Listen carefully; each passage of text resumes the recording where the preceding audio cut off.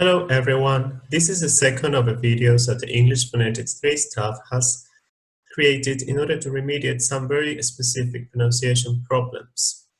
My name is Juan Vaquera and I'm going to be your guide throughout this video.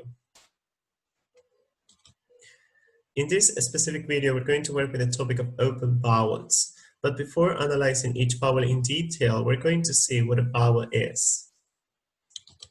According to the Longman Dictionary of Applied Linguistics and Language Teaching, a vowel is a speech sound produced without significant constriction of the air flowing through the mouth. That is to say, there is no actual obstruction of the air as it goes from the larynx to the lips. Now, I know you might be very accustomed to this diagram. The diagram to the left represents the cavity of the mouth. And as you can see, sounds can be produced in all types of directions.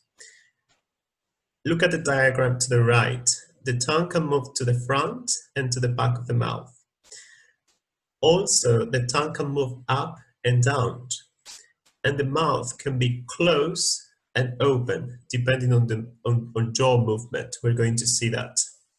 Today we're going to consider only four vowels, and those are the open ones that you have there. So in order to analyze vowels, we're going to consider four features: openness, height, backness, and roundedness. Let us begin with openness.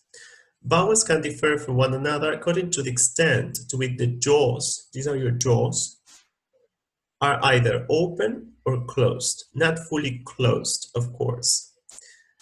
So one way of looking at this is to say the vowel sound R, as in the word palm, in front of a mirror, and you will notice that the jaws open, they are widely open. R, R. Now height. Height has to do with how high or low the tongue positions in the mouth while producing the vowels. In this sense, vowels can be high, as in the word tree, mid, as in the word pet, and low, as in the word low. What happens here is that the tongue moves up in the mouth and also goes down. In order to notice this, we're going to practice these sounds consecutively. Listen to these sounds. Ah, ah, ah, ah, ah, ah. When you say ah, the tongue moves up. When you say ah, the tongue goes down. Backness basically deals with how forward or backward the tongue moves in the mouth, if it moves to the front and to the back of the mouth. So in order to perceive this, we're going to practice these sounds. E, oo, e, oo, ah, ah, ah, ah. When you say E, the tongue moves to the front. When you say oo, the tongue moves to the back of the mouth. Try to produce them consecutively and you will notice a difference. E, oo, e, oo. Now, roundedness or lip position has to do with the roundedness of the lips. We are going to consider three positions for the lips right now. Rounded lips, those are lips like this, very rounded. Spread lips, when the lips move to the side of the face, of your cheeks. And neutral lips, that is a kind of relaxed position of the lips. So we have four English open vowels, three short ones and only one long one. The short open vowels, the first one is A. Open its front with slightly spread lips, as in the words mat, sang, hat, and pan. Okay. The second one is the open central vowel with a neutral lip position, A, as in the words shut, much, and luck. You see, lip position is very important here because the lip position is neutral rather than spread.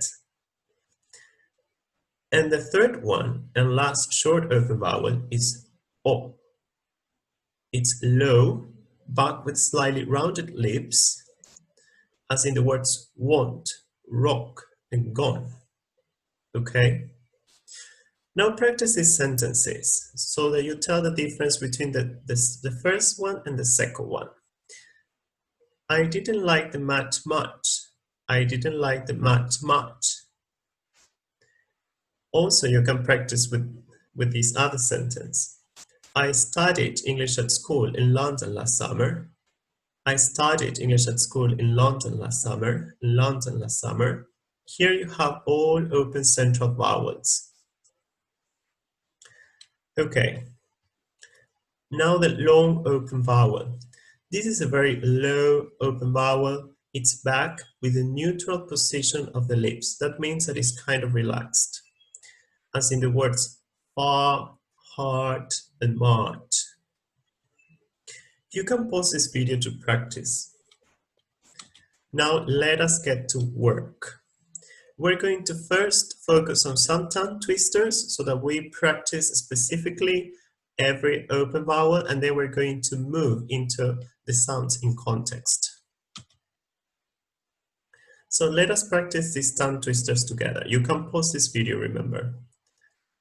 A big black-backed bumblebee. The rat ran by the river with a lump of raw liver. Black backs blood.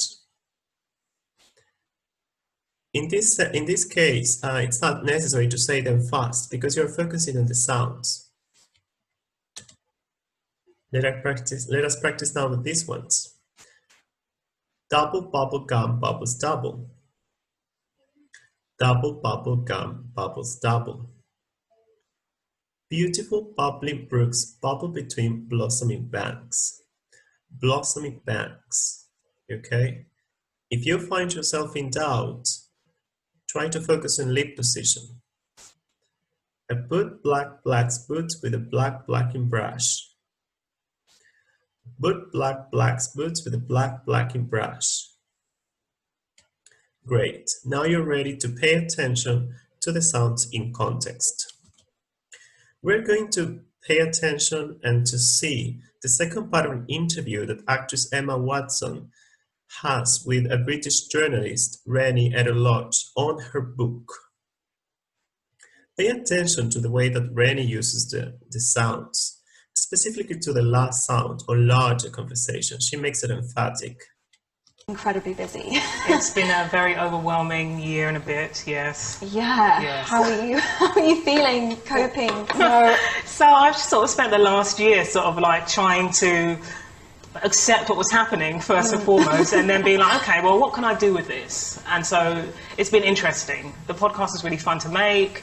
I'm excited about the conversations that the book is provoking, and now I feel, you know, a year on, I can sort of step back and be like, wow, I'm proud of what's happening, and I'm like really happy to have like contributed a small part of this like larger conversation. Yeah, that's amazing. Yeah. Okay, great. In this case, you can say that she makes emphatic larger conversation. And she also uses a lot of other open vowels in here. Now, let us look at an example in poetry. This is a poem by British poet Rebecca Watts. The poem is called When All This Is Over.